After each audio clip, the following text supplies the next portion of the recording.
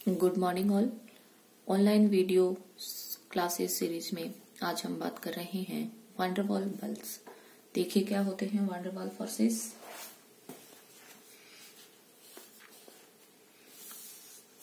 अपन को पता है कि सहसंयोजी अणु में विभिन्न परमाणु सहसंयोजी बंध के द्वारा जुड़े हुए होते हैं, लेकिन ऐसे उदासीन अणुओं के मध्य एक दुर्बल आकर्षण बल भी कार्य करता है जिसे वान डेर वाल बल कहते हैं। ये बल समस्त सहसंयोजी अणुओं में पाए जाते हैं और ये बल अणुओं को एक दूसरे के निकट रखते हैं, अर्थात एक दूसरे के नजदीक स्थित सभी आयनों, अणुओं तथा परमाणुओं के मध्य स्थित दुर्बल आकर्षण बल, और उसी को अपन क्या बोलते हैं, वान डेर वाल बल। क्लियर।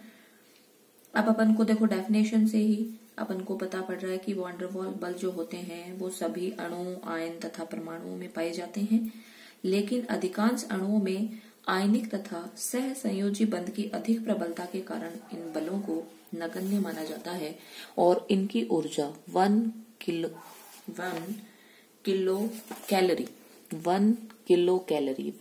कैलोरी पर मोल होती है। इसका मतलब ये दुर्बल बल होते हैं, या मैं बोलूं दुर्बल बल। क्लियर। अब इनके प्रकार देखिए, वान डेर वाल बल्स के प्रकार देखिए कितने प्रकार का होता है। एक होता है आयन डाइपोल। देखिए आयन डाइपोल, आयन द्विध्रुव इंटरैक्शंस।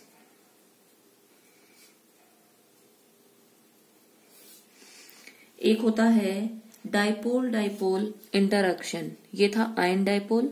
एक होता है डाइपोल डाइपोल इंटरैक्शंस। क्लियर। एक होता है induced dipole interaction, dipole induced dipole interaction. एक होता है इंस्टेंट डाइपोल और इंड्यूस्ड डाइपोल इंटरैक्शन। देखिए इसको अपन बोलते हैं इंड्यूस्ड डाइपोल। देखिए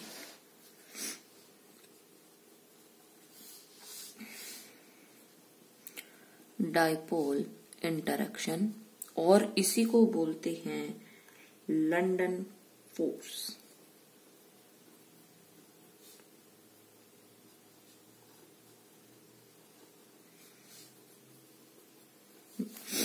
और एक होते हैं रिपल्सिव फोर्स।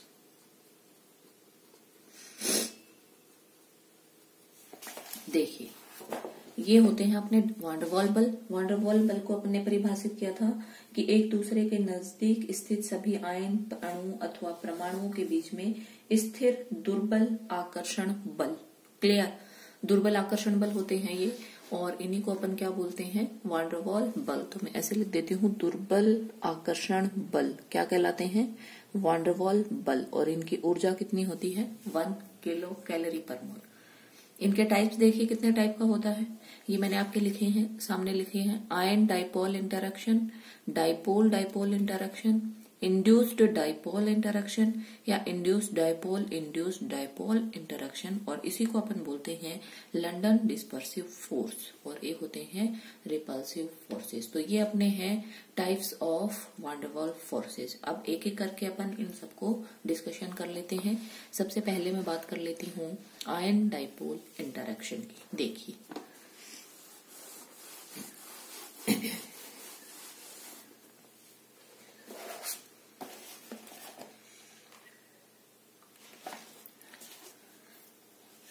अपन को नाम से ही पता पड़ रहा है ये क्रियाएं आयन और डाइपोल, या मैं बोलूं ध्रुवीय अणु के बीच में होती हैं। ये होंगी आयन और ध्रुवीय अणु के बीच में। Clear. For example sodium chloride को जल में विलय किया जाता है तो इस प्रक्रिया द्वारा जल योजित सोडियम आयन तथा जल योजित फ्लोराइड आयन प्राप्त होते हैं, अर्थात इस अन्योन्य क्रिया के परिणाम स्वरूप आयनिक पदार्थ ध्रुवीय विलायकों में क्या हो जाता है, विलयशील। देखिए NaCl, सॉरी NaCl ले लो, F ले लो, सोडियम फ्लोराइड आयनिक कंपाउंड है और इसको किया जाता है जल में विलय। अब देखो जल में जब आप विलय करोगे इसको तो सोडियम प्लस जल योजित हो जाएगा, ऐसे कर देती हूं, और फ्लोराइड आयन भी बोलो क्या हो जाएगा, जल योजित। क्लियर। तो देखिए ये यहाँ पे जो इंटरेक्शन हुआ वो सोडियम आयन और वाटर मॉलिक्यूल के बीच में, या बोलो द्विध्रुव आयनों के बीच में इंटरेक्शन हुआ, इसको अपन बोलेंगे आयन डाइपोल इंटरेक्शन। यहाँ पे जो इंटरेक्शन हुआ वो प्लस, तो डाइपोल देखना, डाइपोल वो होता है जिसमें दो पोल होते हैं जिसमें प्लस और माइनस, तो यहाँ पे डाइपोल का कौन सा भाग होगा, नेगेटिव पार्ट, और इनके बीच में बोलो क्या हो जाएगा, अट्रैक्शन। और जैसे अट्रैक्शन होगा ये देखना क्या बनेगा, ये इसके साथ में आके जुड़ जाएगा। क्लियर। अब देखिए ये तो था सोडियम प्लस, अगर मैं मान लू कि मेरा जो आयन है वो नेगेटिव है, फ्लोराइड आयन है, तो डाइपोल का पॉजिटिव पार्ट और उसके साथ में इसका क्या हो जाएगा, इंटरेक्शन। जैसे इंटरेक्शन होगा ये क्या होगा, उसके साथ में जुड़ जाएगा। क्लियर। तो ये हुआ डाइपोल इंटरेक्शन। एक आयन द्विध्रुव पारस्परिक क्रिया की स्थितिज ऊर्जा, इनकी स्थितिज ऊर्जा का परिकलन देखो कैसे कर सकते हैं, E बराबर जड़ प्लस या माइनस कोई सा भी आवेश हो सकता है, म्यू बटा 4 pi epsilon not R square, अर्थात E इनवर्सली प्रोपोर्शनल बोलो किसके हो गया, R स्क्वायर की, जहां पे जड़ प्लस माइनस आयन अपन को पता है क्या है, आयन पे आवेश, वो धनावेश भी हो सकता है और ऋणावेश भी हो सकता है।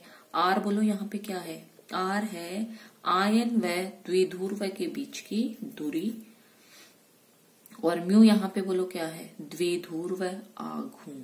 क्लियर। तो इसको आप लोग ध्यान में रखेंगे। ये तो बात हुई आयन डाइपोल की।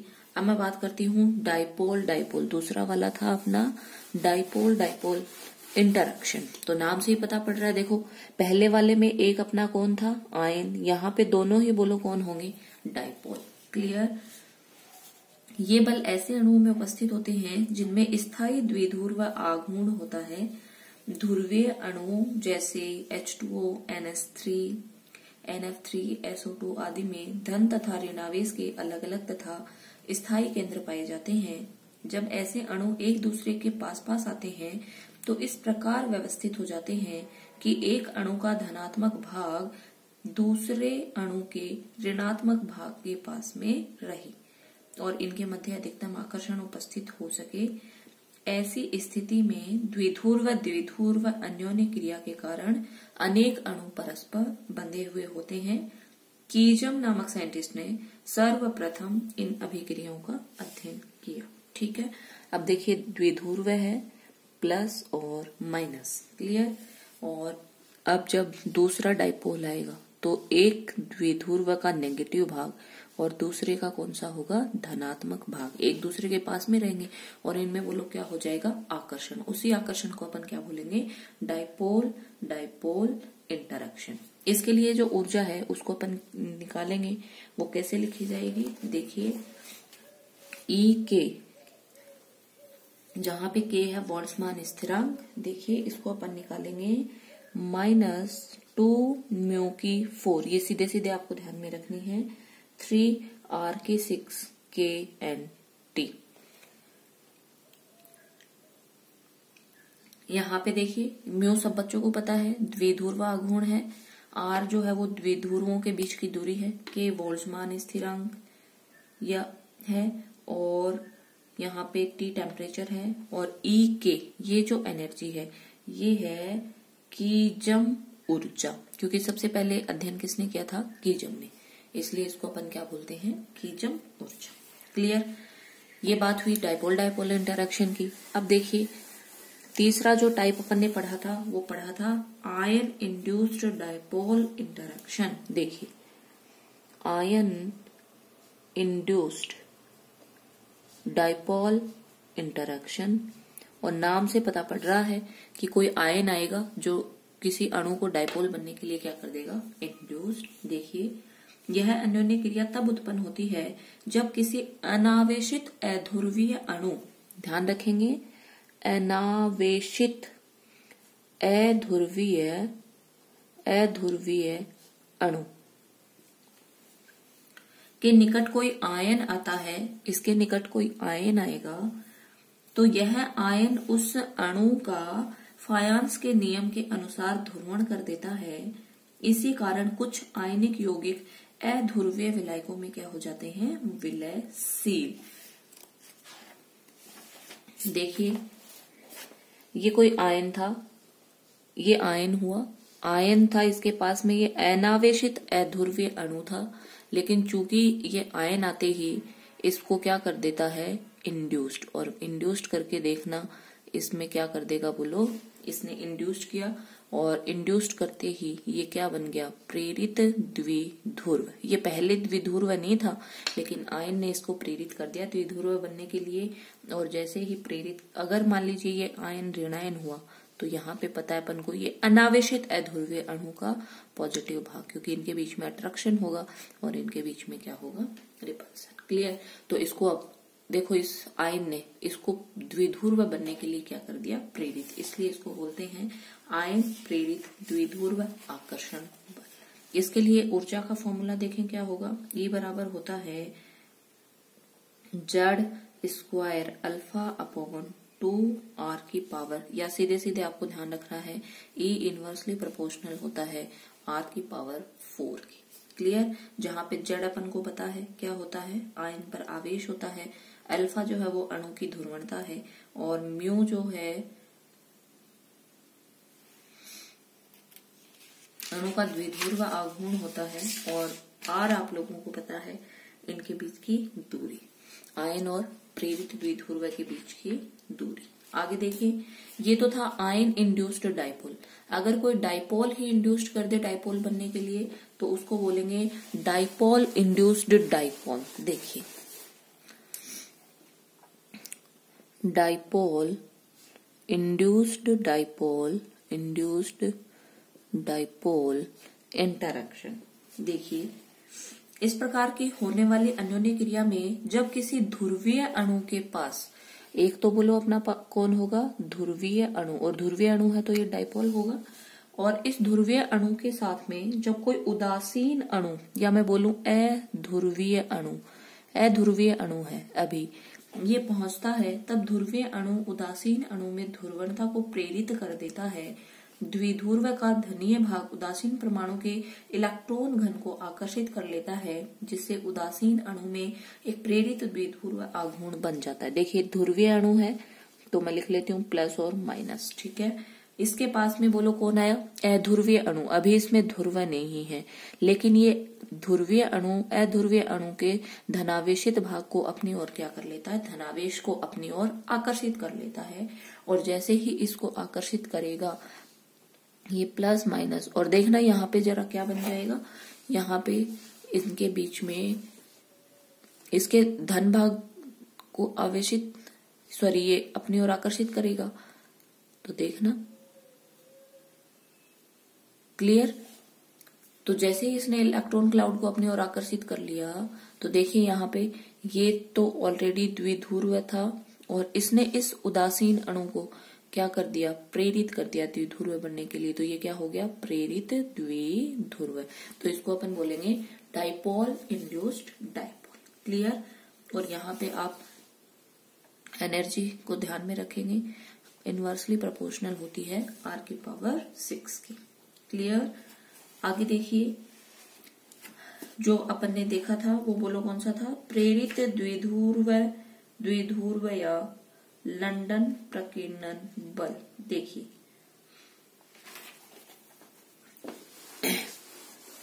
इसको अपन ने बोला था इंड्यूस्ड डाइपोल, इंड्यूस्ड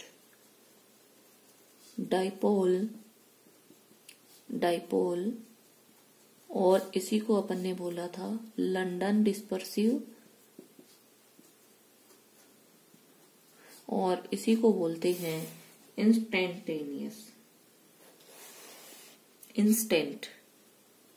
डाइपोल। ये सारे नाम हैं इसी के। क्लियर, आप लोग भी ध्यान में रखेंगे। Induced dipole dipole, London dispersive या इंस्टेंट डाइपोल। देखिए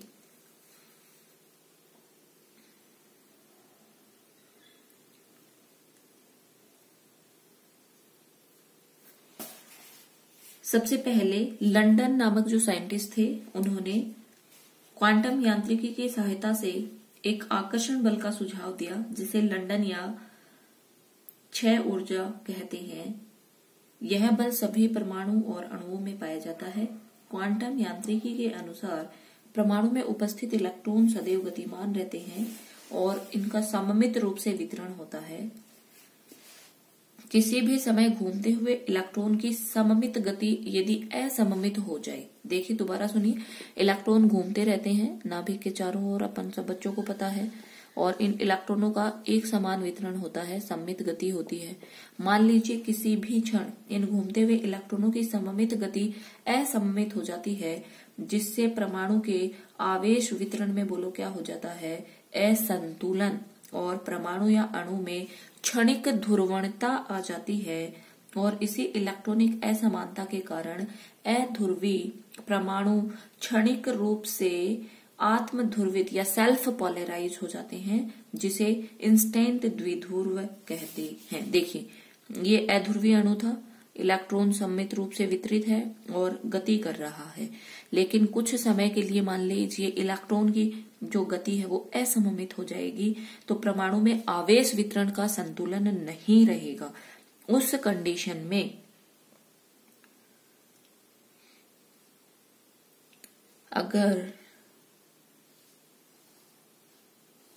कंडीशन में देखिए क्या होगा, आवेश का वितरण असंतुलित होगा और उसमें क्या आ जाएगी, पोलैरिटी।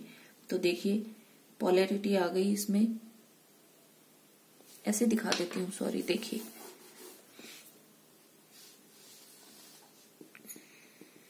यहां इलेक्ट्रॉन चले जाएं और ये प्लस प्लस, तो देखिए ये धनावेशित भाग हो गया, ये कौन सा भाग हो गया, ऋणावेशित, और ये क्या बन गया, डाइपोल।